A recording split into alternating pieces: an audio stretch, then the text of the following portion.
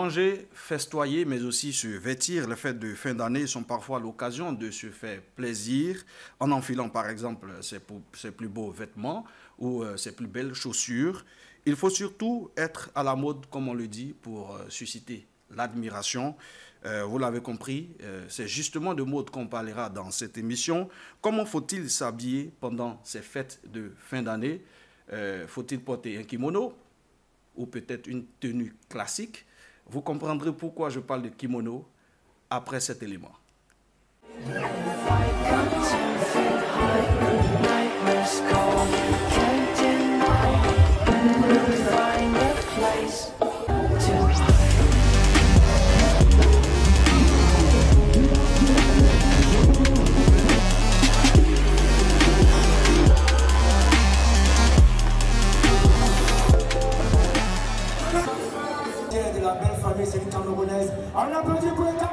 Vous l'avez compris, nous recevons sur le plateau de cette info Jeanne Messi, dit Mademoiselle Jeanne, styliste de renom.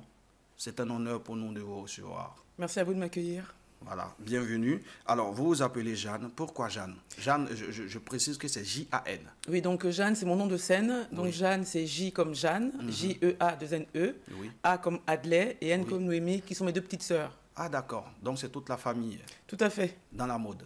Exactement. Dans toutes vos créations. Oui, oui, oui. Parce que je crée, enfin au niveau de l'inspiration, je le prends auprès de ma famille. Oui. Donc je trouvais que c'était intéressant de faire ce jeu de mots parce que quand on dit Jeanne, on ne sait pas que forcément c'est écrit J-A-N. Oui. Mais ça fait, enfin c'est cohérent.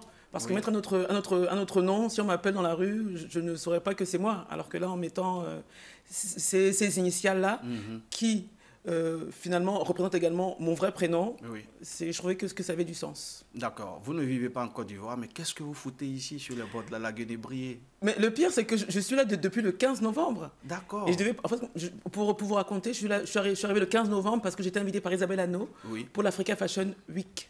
D'accord. Et je devais rentrer le 7 décembre. Mais au moment de rentrer, j'ai pas réussi à rentrer. Donc du coup, j'ai repoussé mon billet et je suis encore là aujourd'hui. Il y a un esprit abidjanais qui vous a... Qui me retient. D'accord. En fait, moi, ce qui me plaît en Côte d'Ivoire, c'est qu'effectivement, on est bien accueillis. Oui. D'où qu'on vient, on se sent à l'aise. D'accord. À partir de l'aéroport, avec la belle photo du tonton qui dit Akwaba. Oui. Notamment. Donc vous vous sentez bien en Côte d'Ivoire? Oui, très très bien. C'est pas mon premier séjour. Hein. D'accord. Par exemple, la marque est vendue ici depuis 2021 au concept store du Noom Hotel. Oui. La marque, je sais qu'on se pose la question de savoir ce que c'est, mais ne vous inquiétez pas. Ne vous inquiétez pas, nous parlerons de cette marque, bien sûr. Alors, vous avez rencontré des stylistes ivoiriens? Oui, j'ai rencontré des stylistes ivoiriens. Comment ça se passe, la collaboration? Ça se passe très bien dans la mesure où chacun a son univers. Oui. J'ai également rencontré des stylistes béninois, notamment de chaussures, avec qui j'ai fait des collaborations, la marque Goya Paris. J'ai également collaboré avec une marque de lingerie française qui avant s'appelait Obad, maintenant s'appelle Lingerie Indiscrète. Et on a fait un shooting au Noom, avec qui j'ai également fait une collaboration. Donc moi, je suis assez collaborative. Je pense que c'est important de travailler de concert, parce que seul, on avance, mais à plusieurs, on va encore plus loin. Oui, et donc ça se passe bien avec les créateurs ivoiriens? Bien sûr, ça se passe bien. Chacun dans son couloir. Oui, dans son couloir, bien sûr. Et vous avez le vôtre. Vous êtes arrivé en Côte d'Ivoire, vous avez vu les Ivoiriens dans la ville. On l'a dit, en l'attente de cette émission, on va parler de la façon de se vêtir pendant ces fêtes. Oui. Comment les Ivoiriens s'habillent d'abord? Mais quand vous dites les Ivoiriens... Attention, et vous écoute. Est-ce que vous dites les Ivoiriens... Ou comment ils s'habillent? Non, tous ceux qui vivent en Côte d'Ivoire. Tous les jours, les Ivoiriens qui sont CSP+, les Ivoiriens, enfin il faut préciser. Il y a des gammes, il y a des niveaux, c'est ça? Évidemment, ça veut dire que... Bon d'accord, donc commençons par les Ivoiriens... CSP+. Voilà, CSP+. Ils s'habillent plutôt avec goût. Ouais, CSP+, ça veut dire quoi? Catégorie socio-professionnelle. Ah d'accord, ok. D'accord. Parce que les gens comme vous, quoi. CSP, bon, ouais. CSP+, oui. Comment ils s'habillent? Ils s'habillent bien et pendant très longtemps, ils ont pensé que la mode africaine, c'était forcément des tissus africains. Oui. Et moi, j'ai pu constater qu'il y a beaucoup de créateurs africains qui ne travaillent pas forcément le pagne, et qui travaillent plutôt le coton, des tissus unis, du cuir. Donc, il faut arrêter de penser que forcément, Afrique, c'est folklore, forcément, c'est tissu... il y a un mélange. Oui. Voilà, il y a un mélange. En fait, on ne s'interdit rien. En tout cas, pour ma part, je m'interdis aucun tissu parce que je travaille autant la gabardine comme ce que je porte que le tissu imprimé, que les motifs japonais, que la suédine, que du lin. Vous êtes à l'aise un peu partout. Je suis à l'aise. Moi, c'est le tissu. Exactement. En fait, c'est le tissu qui me suscite une émotion et qui me donne envie de créer. D'accord. Comme ça que ça se passe avec moi. Vous trouvez que les Ivoiriens s'habillent bien? Oui, ils s'habillent bien. Donc, je suis bien habillé? Oui, on va dire ça. Ok, d'accord, c'est bien. Je continue l'entretien parce que si ce n'était pas le cas, on allait arrêter. Ouais. Alors, nous sommes bien habillés et nous sommes en période de fête. Oui. Vous le savez. Vous allez passer les fêtes ici, en Côte d'Ivoire. Je suis très contente. Bon, voilà, très contente, oui. Ça se voit déjà sur le plateau. Alors, le 25. Oui. Est-ce qu'il y a une tenue adaptée pour le 25 Le kimono. Le 25 décembre. Le kimono. Le kimono. Sachant pour le 25 décembre et le 1er janvier. Mais du 1er janvier au 31 décembre, on peut s'habiller en kimono. Oui. Parce que le kimono, dans la marque Kirimono, vous avez des t-shirts, vous avez des chemises, vous avez des pantalons. Il n'y a pas uniquement le kimono. Ah, d'accord. Parce que Kirimono, ça signifie chose portée, ce que l'on porte sur soi en japonais. Oui. Donc, on ne porte pas que le kimono. Donc, effectivement, j'ai créé une large gamme qui permet à chacun de s'y retrouver avec les grands budgets au petit budget. Il suffit d'aller au Noom Hotel et vous aurez tout ce que vous voulez. Et on peut s'habiller en Kirimono, c'est ça? Kirimono, c'est le nom de la marque. Kirimono, ça signifie également kimono. Kimono, d'accord. Voilà. Mais vous êtes africaine. Oui. Vous êtes camerounaise. Vous êtes ivoirienne. Oui. Et vous vous retrouvez au Japon à porter des kimonos.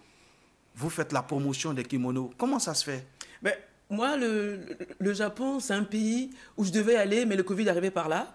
C'est une culture que j'aime beaucoup. Donc, vous n'avez pas encore eu la chance d'y aller. Les pieds au Japon. J'ai pas encore eu la chance d'y aller. Et vous faites la promotion du kimono. Mais c'est grave.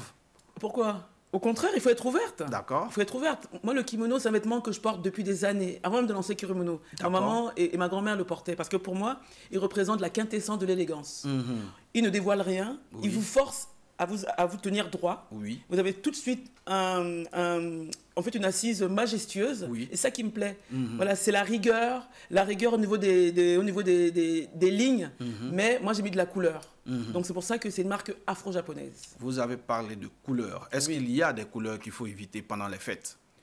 Non. Parce que, non, je pose la question à juste titre. Parce que parfois on dit, quand on a un teint clair, il faut porter des couleurs foncées. Quand on a un teint foncé, il faut porter des couleurs claires. Moi, justement, moi je suis contre les règles. Moi, je suis contre ça. Oui, moi, je suis contre les règles. Oui, moi, on peut porter le rouge en plein midi. Il n'y a aucun problème. Mais pourquoi pas? Ah bon? Même le jaune en plein soleil. On peut porter ce qu'on veut à partir du moment où on l'accommode bien avec les accessoires, avec les chaussures. Et pendant les fêtes, il n'y a pas de problème?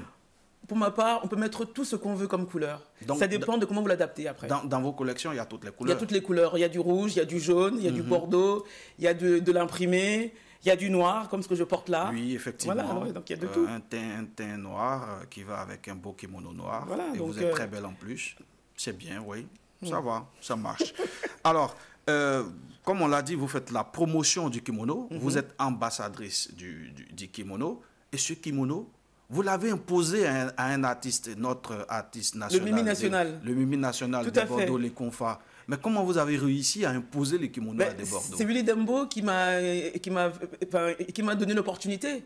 Et ce kimono-là, il est particulier parce que c'est un kimono que j'avais fait faire pour la Cannes.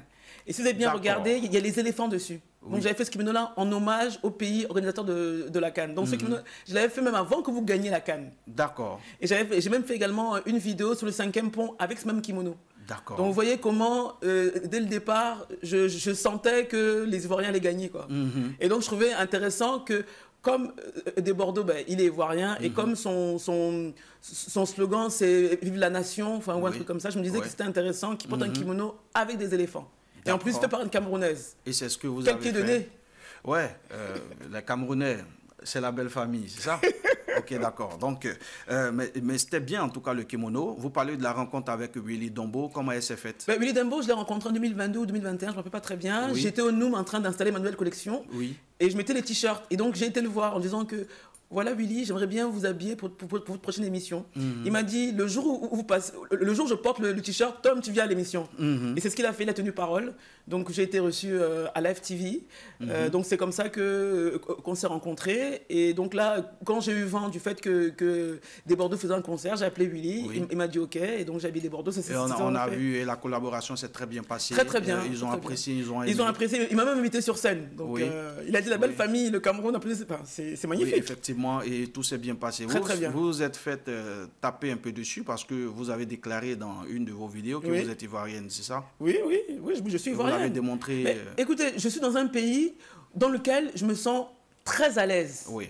Très à l'aise, plus malheureusement que si j'étais au Cameroun. Il faut dire les choses. On dit souvent que nul n'est prophète dans son pays. Donc peut-être qu'il faut que je réussisse ici pour que le Cameroun me voie enfin ma juste valeur. Je ne sais pas. En tout cas, moi, je suis ivoirienne. Je le répète et je signe. Parce que c'est important de rendre hommage au pays dans lequel on est. Et je tiens à préciser que je ne suis pas là en tant que touriste qui est venu nous faire l'argent. Kirimono est inscrite au RCS ivoirien. D'accord. Kirimono, c'est le premier pays où j'ai commencé à vendre, c'était ici. Et la Côte d'Ivoire, c'est le pays dans lequel je vends le plus de kimonos. C'est QFD. Chers Camerounais, vous avez entendu, nous avons votre sœur ici, et pas question de la laisser partir. Ah non, là, pas du tout. Kirimono. Alors, 2 questions avant la fin de cet entretien. Vous voyez que c'est déjà parti. Déjà? Oui, déjà. Oh là là, la première, ce sont vos objectifs à court et moyen terme. Objectif, continuer à étendre la marque parce que je fais des kimonos, comme je vous ai dit, les chemises, les t-shirts. Je fais également des bijoux. Et donc là, très prochainement, je vais également faire des sandales. En cuir et avec le logo de Kirimono. Donc toujours continuer, Kirimono. Toujours Kirimono. Donc il faut préciser que Kirimono, c'est pas seulement les kimonos. Non, Kirimono, c'est pas que les kimonos. Voilà. Kirimono, c'est une marque c'est une marque où vous trouvez des kimonos, des t-shirts en coton bio avec le logo brodé. Vous trouvez des crop tops, des pantalons, des shorts, des bijoux. Et d'ailleurs, mes bijoux, j'ai créé un écrin spécial. Mes écrins sont faits en plexiglas. C'est-à-dire que là, c'est carrément une communication, un univers différent de Kirimono vêtements. Là, on est vraiment dans un côté épuré, des lignes. Même ce que je porte là, ce sont aussi mes bijoux. Et donc ça, ce sont des bijoux d'oreille qu'on met sans percer les oreilles. On les fait glisser. Et pareil, c'est mixte. Kirimono, c'est une marque qui est mixte. Monsieur peut acheter le kimono et madame peut le lui piquer. Très bien. Sans problème. Promis, la dernière question. On se rend compte que votre débit est rapide lorsque vous vous exprimez. Oui, parce que je suis bègue. Parce que, non, vous l'étiez. Parce que quand on vous écoute, je ne pense pas que vous êtes toujours bègue. Si, on est toujours bègue. Vous l'êtes toujours. Voilà, j'ai vu un médecin, j'ai vu un gynécologiste, mais on est toujours bègue. Vous avez réussi à vaincre ce qu'on pourrait appeler un handicap. Oui, c'est un handicap. Mais si les jeunes m'écoutent, ou même si les entrepreneurs m'écoutent et qu'ils ont un handicap, il faut qu'ils se disent que rien ne peut les arrêter. Oui. C'est un conseil que vous êtes en train de leur donner. Oui, un handicap peut même devenir même un atout charme. Parce que moi, quand je parle, on reconnaît ma voix. J'ai une voix qui est grave, j'ai une voix qui en impose, et j'ai ce petit bégaiement qui permet de dire à tout le monde que je ne suis pas fait de bois, quoi. Je suis un être humain, donc je ne suis pas parfaite. Et donc, ce petit trait de caractère qui est un handicap, selon où on se place, est un atout et c'est pas un inconvénient. Donc même s'il y a des jeunes qui nous écoutent et qui nous regardent, qui ont un handicap, ne baissez pas les bras, avancez. Le handicap ne doit pas vous empêcher de faire ce que vous voulez faire. À partir du moment où il y a la stratégie, la méthodologie, vous faites les choses bien sans en parler autour de vous. Faites votre projet et parlez-en après, ou même pas, n'en parlez même pas. C'est les gens qui vont voir. En fait, on dit que le succès va faire le bruit.